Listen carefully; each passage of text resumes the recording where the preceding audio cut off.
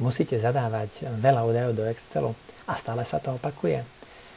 Práca na projekte, kde sa digitalizujú dáta, ma priviedla k rôznym jednoduchým pomôckam. Poďme sa pozrieť teda konkrétne na jednu z nich. Táto vyznačená oblasť je vlastne miesto, ktoré je potrebné opakovane vyplňať viackrát a zachytáva práve pre tento príklad odpor a tu na je hĺbka. Takže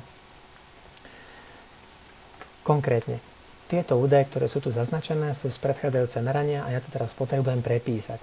Takže najskôr si ich v tejto vyznačenej oblasti vymažem a poďme ich nahádzovať teda na novo podľa aktuálneho ďalšieho merania. 72 mám, 1 je hĺbka, 108 je ďalší odpor, 2 je ďalšia hĺbka, 63 je ďalší odpor. Pozrite, čo sa mi tu teraz stalo.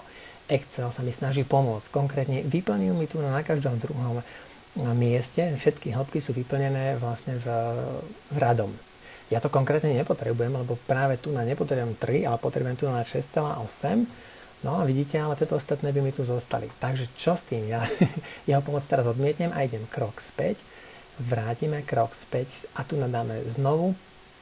Sa vrátim na miesto, kde som vyplnil poslednú dvojku a môžem pokračovať. Takže dávam 63,8, ďalej si vyplním 6,8, 288, 5 bude ďalšia hĺbka a 51.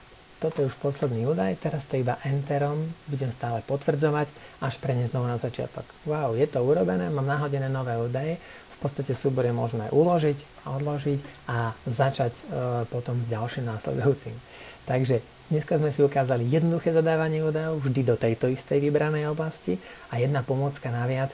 Excel, keď si vyznačíte oblasť, vám vie pomôcť a vie vám vyplniť aritmetický rád, ktorý by vám mohol evidentne veľmi pomôcť. Takže nech sa vám darí, využite to čo najviac a majte pekný deň.